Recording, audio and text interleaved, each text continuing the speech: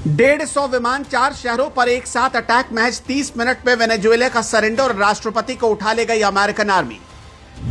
सिर्फ वेनेजुएला ही था निशाना या इससे भी बड़ा है ट्रंप का प्लान। 5 देशों पर मंडरा रहा है खतरा। कौन है ट्रंप का अगला टारगेट?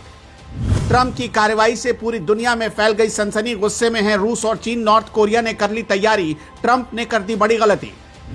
अमेरिका की डेल्टा फोर्स ने वेनेजुएला में घुसकर जिस तरह राष्ट्रपति मादुरो और उनकी पत्नी को गिरफ्तार किया, उसने पूरी दुनिया को हिलाकर रख दिया है।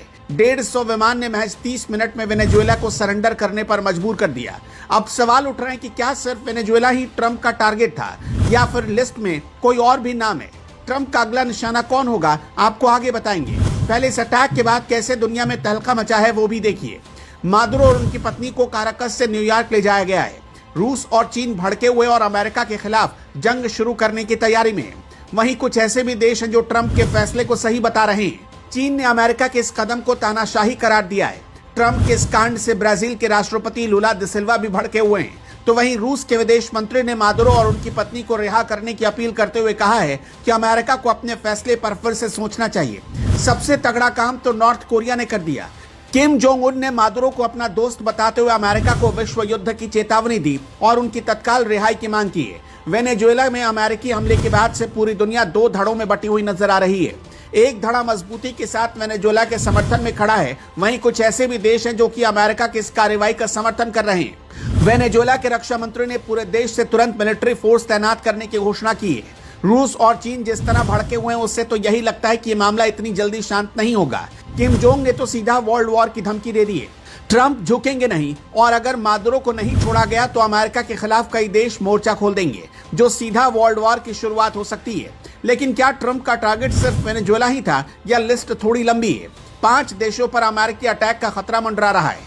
कौन से हैं वो देश और ट्रंप क्यों उन पर भड़के हैं, आपको बताते हैं।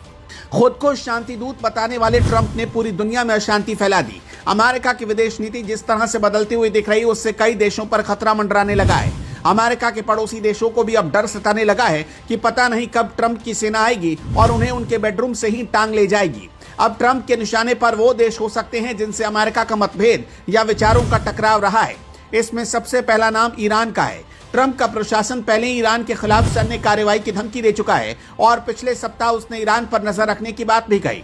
ऐसे में माना जा रहा है कि अमेरिका अपनी सुरक्षा या ऊर्जा हितों का खतरा बताकर ईरान पर भी एक्शन ले सकता है। ट्रंप ने ईरान में चल रहे इस्लामिक रिजीम के खिलाफ प्रदर्शन को अपना समर्थन दिया। ट्रंप ने कहा था कि अगर ईरान शांतिपूर्ण प्रदर्शनकारियों पर गोली चलाता है और उसे बेरहमी से मारता है, जो कि उसकी आदत है, तो अमेरिका प्रदर्शनकारियों को बचाने के लिए जरूर आएगा। यानी ट्रंप ईरान को निशाना बनाने के लिए तैयार है। ईरान के बाद क्यूबा का नंबर आ सकता है। क्यूबा पहले ही आरोप लगा चुका है कि अमेरिका उसके देश की सरकार को बलपूर्वक बदलने की इच्छा रखता है। वेनेजुएला के मामले में भी क्यूबा ने जमकर मादुरो का समर्थन किया, जिससे वो ट्रंप की हिट लिस्ट में आ सकता है। जबकि ट्रंप ने क्यूबा को एक नाकाम देश बताया था। क्यूबा के बाद कोलंबिया पर भी खतरा मंडरा रहा है। कोलंबिया लैटिन अमेरिका का देश है और उसने जब ट्रंप का विरोध किया तो ट्रंप ने वहां के राष्ट्रपति को सीधे सीधे कहा कि वो पहले खुद को देखें और फिर दूसरों को देखें। इसके बाद मैक्सिको का नाम भी है। अमेरिका ने कहा कि वहां ड्रग कंट्रोलर्स का शासन चल रहा है। ऐसे में हमें वहां भी कुछ करना होगा। डेनमार्क और ग्रीनलैंड जैसे यूरोपीय क्षेत्र भी इस लिस्ट में हैं। ट्रंप के बयानों से भी साफ हो रहा है कि अब वो शायद रुकने वाले नहीं है। ट्रंप के हमले वाली आग भारत तक भी पहुंच गई है। ट्रंप ने कहा कि अब वेनेजुएला पर अमेरिका का कब्जा है। जब तक वहां पर हालात ठीक नहीं हो जाते, वेनेजुएला को अमेरिका ही चलाएगा।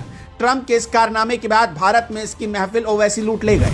अमेरिका और वेनेजुएला की लड़ाई में ओवैसी ने पीएम मोदी को क्या चैलेंज दे दिया। ओवैसी ने कहा कि हमने देखा कि वेनेजुएला में ट्रंप अपनी फौज को भेजकर वहां के राष्ट्रपति को उठाकर ले गए। ऐसा ही कुछ भारत को भी करना चाहिए। ओवैसी ने पीएम मोदी का नाम लेकर कहा कि 26/11 आतंकी हमले करने वाले मसूद अजहर और लश्कर ए तैयबा के जालिम शैतान को आप उठाकर भारत ले आओ। इसके बाद से सोशल मीडिया पर लोग ओवैसी को ट्रोल भी कर रहे हैं और कह रहे हैं कि मुंबई धमाकों के दोषी याकूब मेनन को फांसी दी जाने का विरोध तो ओवैसी ने ही किया था। ऐसे में ओवैसी को ऐसे सवाल नहीं पूछने चाहिए। वैसे भारत का ऑपरेशन सिंदूर अमेरिका की स्ट्राइक से बहुत बड़ा था। वेनेजुएला के पास हथियार और सेना की कमी है। ऐसा ऑपरेशन कोई भी देश कर सकता था, लेकिन पाकिस्तान के पास अमेरिका, चीन और तुर्की सभी के हथियार थे। इन देशों से रिपोर्ट भी मिल रही थी, फिर भी भारत घर में घुसकर ठोक आया। ओवैसी ने जो कहा तो उसे लेकर आप क्या सोचते हैं, कमेंट में बता सकते हैं।